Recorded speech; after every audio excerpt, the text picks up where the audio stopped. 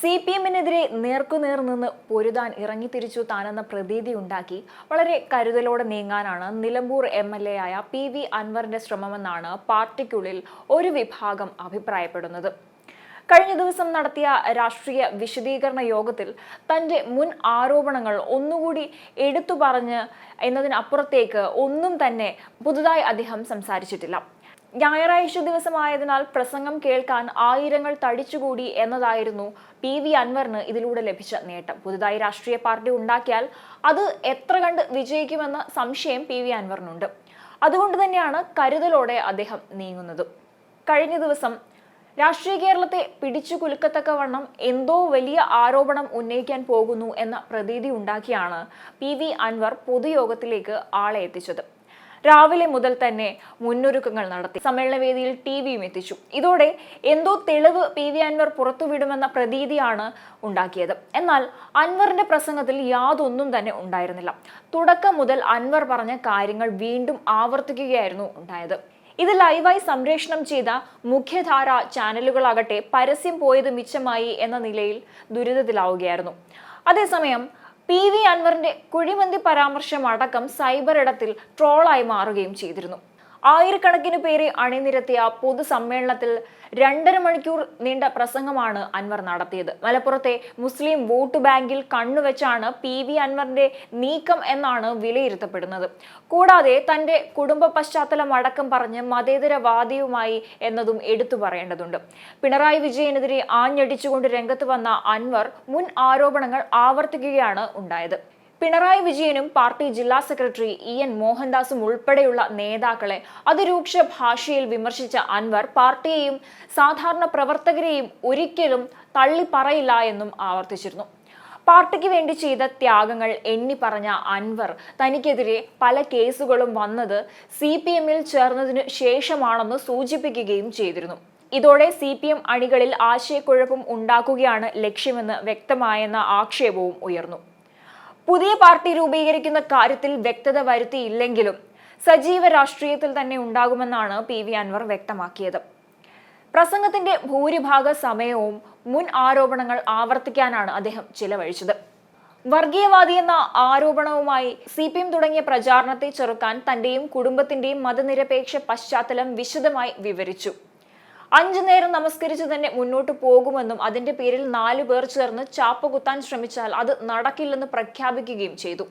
ഇതിലൂടെ തന്റെ ലക്ഷ്യം എന്താണെന്ന് അൻവർ ആവർത്തിച്ചു എന്നാണ് ഒരു വിഭാഗം അഭിപ്രായപ്പെടുന്നത്. നിലമ്പൂർ മണ്ഡലത്തിനു കീഴിൽ 2 ഏരിയ കമ്മിറ്റികളാണ് CPM-നുള്ളത്. നിലമ്പൂർ, എടക്കര കമ്മിറ്റികൾക്ക് കീഴിൽ അൻവറിനെതിരെ കഴിഞ്ഞ ദിവസം പ്രകടനം നടന്നിരുന്നു. ഇതിൽ പ്രകോപനപരമായ മുദ്രാവാക്യം ഉയരുകയും ചെയ്തു. എന്നാൽ ഈ 2 ഏരിയ കമ്മിറ്റികൾക്ക് കീഴിലെ പ്രകടനത്തിൽ പങ്കെടുത്തവരെക്കാൾ കൂടുതൽ ആളുകളെ പൊതുയോഗത്തിൽ അണിനിരത്താൻ അൻവറിനായി എന്നത് നേട്ടമായി.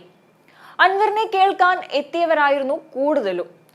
അതേസമയം തന്നെ CPM നേതാക്കളിൽ നിന്നും ആരും അൻവറിനൊപ്പം ഉണ്ടായിരുന്നില്ല. പുഷ്പനെ അനുസ്മരിച്ച് പ്രസംഗം തുടങ്ങിയ അൻവർ മുഖ്യമന്ത്രിക്കും ADGP സുജിത് ദാസിനുമെതിരെ ആഞ്ഞടിച്ചു. എന്തിനും ഏതിനും മനുഷ്യനെ വർഗീയമായി കാണുന്ന കാലത്തിലേക്ക് കേരളം നീങ്ങുകയാണെന്നായിരുന്നു അൻവറിന്റെ പരാമർശം. കുടുംബ പാരമ്പര്യം ആവർത്തിച്ചായിരുന്നു അൻവറിന്റെ പ്രസംഗം.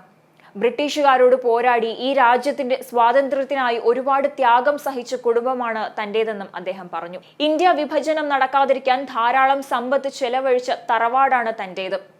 ഒരുത്തന്റെ മുഖത്ത് നോക്കി ഒരടിസ്ഥാനവും ഇല്ലാതെയാണ് വർഗീയവാദി എന്ന് പറയുന്നത്. ഇസ്ലാമിനെ മനസ്സിലാക്കാത്തത് കൊണ്ടാണ് ഇങ്ങനെ പറയുന്നതെന്നും അദ്ദേഹം പറഞ്ഞു. അന്യമത സ്ഥാപനത്തെ നെറ്റിച്ചുളിച്ചു നോക്കരുതെന്നാണ് ഖുറാൻ പറയുന്നതെന്നും ഇതാദ്യം പഠിക്കണമെന്നും ആർക്കു വേണ്ടിയാണ് പോരാട്ടം നടത്തിയത് അവരെ തന്നെ തെരുവിലിറക്കിയിരിക്കുകയാണ് ഈ പ്രസ്ഥാനമെന്നും അൻവർ വിമർശനം ഉന്നയിച്ചു. തന്റെ നിലപാടുകൾ പറയാൻ പോവുകയാണ്. സർക്കാർ പരിപാടികളിൽ പ്രാർത്ഥന ഒഴിവാക്കണമെന്ന് നിരവധി തവണ പറഞ്ഞ കാര്യമാണ്. പാദം തൊട്ട് അരവരെ പ്ലാസ്റ്റർ ഇട്ട വ്യക്തി പട്ടയമേളയുടെ സദസ്സിന്റെ മുന്നിൽ നിൽക്കുകയാണ്.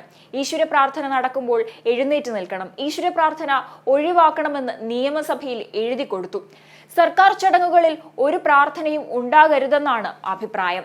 ബാങ്ക് വിളിക്കുന്നതിൽ സാമുദായിക നേതാക്കൾ ഇടപെടണം. ബാങ്ക് വിളിയുടെ സമയം ഒന്നാക്കാൻ വേണ്ടിയെങ്കിലും മുജാഹിദും സുന്നിയും മറ്റുള്ളവരുമൊക്കെ ഒന്നിക്കണം. വർഗീയവാദിയാക്കി ചാപ്പകുത്താൻ എളുപ്പമാണ്. പറഞ്ഞു പറഞ്ഞു തന്നെ മുന്നോട്ടു പോകണം. മൊബൈൽ ഫോൺ അടിമകളാണ് ചെറുപ്പക്കാർ. നാട്ടിൽ നടക്കുന്ന ഒരു കാര്യവും യുവസമൂഹം അറിയുന്നില്ല. രാജ്യത്തിന്റെ ഭരണഘടന അനുസരിച്ച് ഭരണം നടക്കുന്നുണ്ടോ എന്ന് പരിശോധിക്കാൻ ആർക്കും സമയമില്ല. ഫാസിസം കടന്നുവരുന്നത് മൊബൈൽ ഫോണിലൂടെയാണ്. കേരളം സ്ഫോടനാത്മകമായ അവസ്ഥയിൽ നിൽക്കുകയാണ്. പോലീസുകാർ 25% പൂർണ്ണമായും ക്രിമിനലുകളാണ്. ക്രിമിനൽ വൽക്കരണം രാജ്യത്തിന്റെ പൊതുമുതൽ പോലും അടിച്ചുമാറ്റുന്നു. വിമാനത്താവളം വഴി വരുന്ന സ്വർണം അടിച്ചുമാറ്റുന്നു. അതുമായി ബന്ധപ്പെട്ട് നാട്ടിൽ കൊലപാതകങ്ങൾ നടക്കുന്നുവെന്നും PV അൻവർ അതിരൂക്ഷമായ വിമർശനം ഉന്നയിച്ചു. ഒപ്പം എവിടെയെങ്കിലും വെടിയേറ്റ് താൻ വീണേക്കാം, താൻ ജയിലിൽ പോയേക്കാം, പക്ഷേ നിങ്ങൾ പിന്തിരിയരുതെന്നും അദ്ദേഹം പറഞ്ഞു. ഒരൻവർ പോയാൽ മറ്റൊരു അൻവർ വരണമെന്നും യുവാക്കൾ പോരാട്ടം തുടരണമെന്നും അൻവർ കൂട്ടിച്ചേർത്തു. ചുരുക്കത്തിൽ പ്രസംഗത്തിൽ ഉടനീളം അൻവർ മുൻകാലങ്ങളിൽ ഉയർത്തിയ വിഷയങ്ങൾ ആവർത്തിക്കുകയാണ് ചെയ്തത്. വരും ദിവസങ്ങളിലും സമാന യോഗങ്ങൾ സംഘടിപ്പിക്കാനാണ് അൻവറിന്റെ നീക്കം. ഇതിന് CPM എങ്ങനെ തടയിടും എന്നാണ് ഇനി അറിയേണ്ടത്.